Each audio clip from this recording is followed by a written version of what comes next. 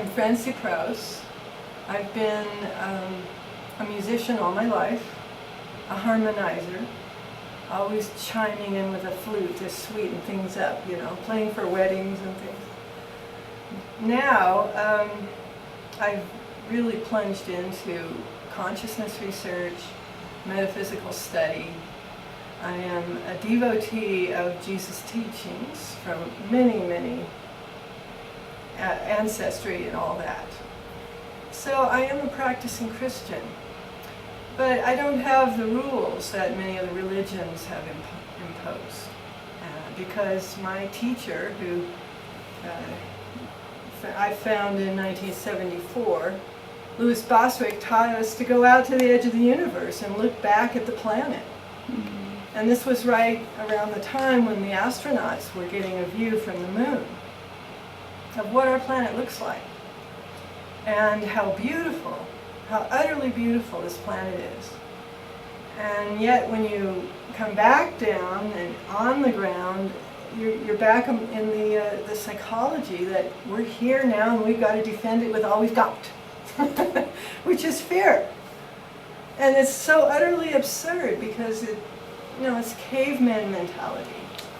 And we have evolved past that point, and now we need to learn a new etiquette, how to live with everyone.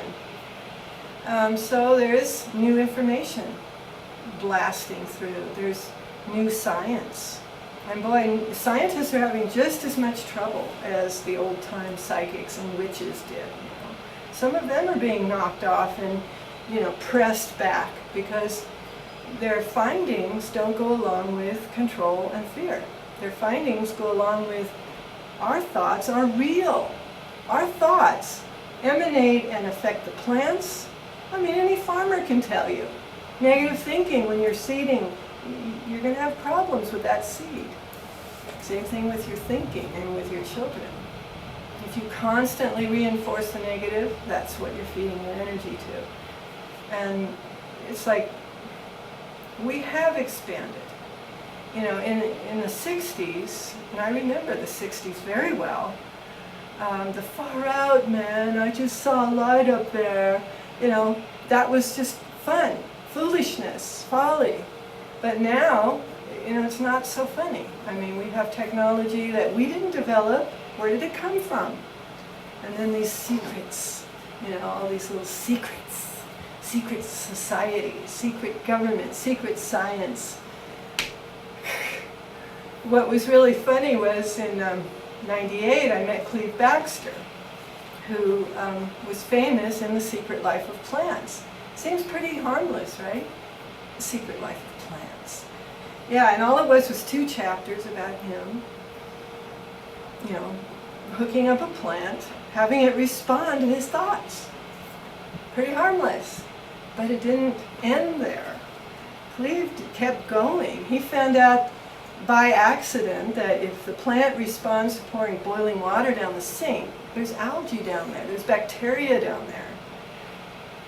Okay, that means the bacteria is alive, the plant's reacting to the death of bacteria. So he started testing bacteria.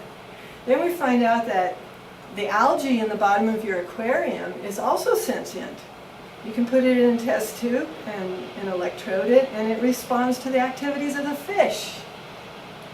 And then, what does that mean? If the algae is sentient, well, what about other bacteria? Sure enough, yogurt is sentient, the bacteria in yogurt. And we need that bacteria, after you take your medical antibiotics, you got to use the yogurt and the flora, okay, get your flora. Good bacteria, bad bacteria. Everything's alive. Everything's affecting everything. Now, I have no problem with this, and I was silly. I thought everyone would love these discoveries. And yet, it isn't so. They're still fighting it.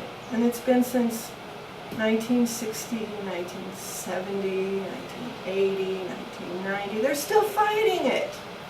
And the Russians have done it. The Army Intelligence Corps has replicated. Of course, I could go on and on about Cleve's research because I ghost wrote his book for him. It's his words, his research. It's important stuff. And I was not allowed to put my little metaphysical spin on it either. You know, it's just pure research. And he's still around, and it's still spreading.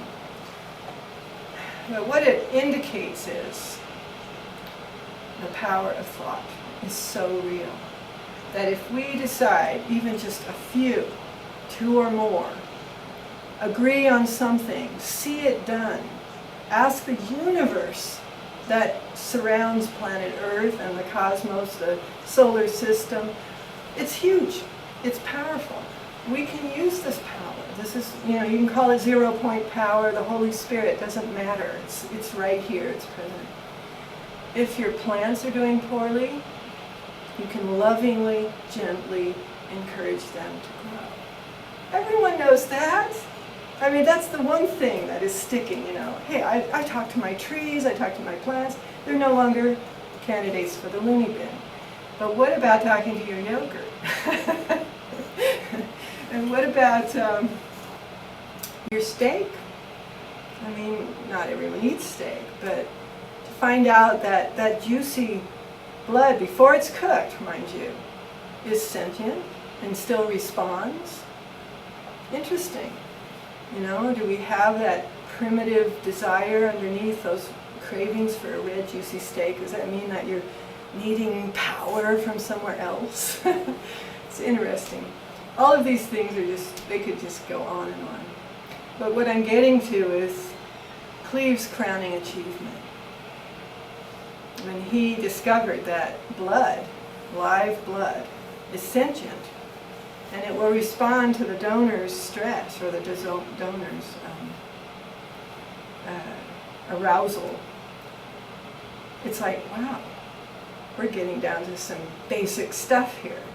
We're looking at our own blood, our own DNA, looking at its capabilities.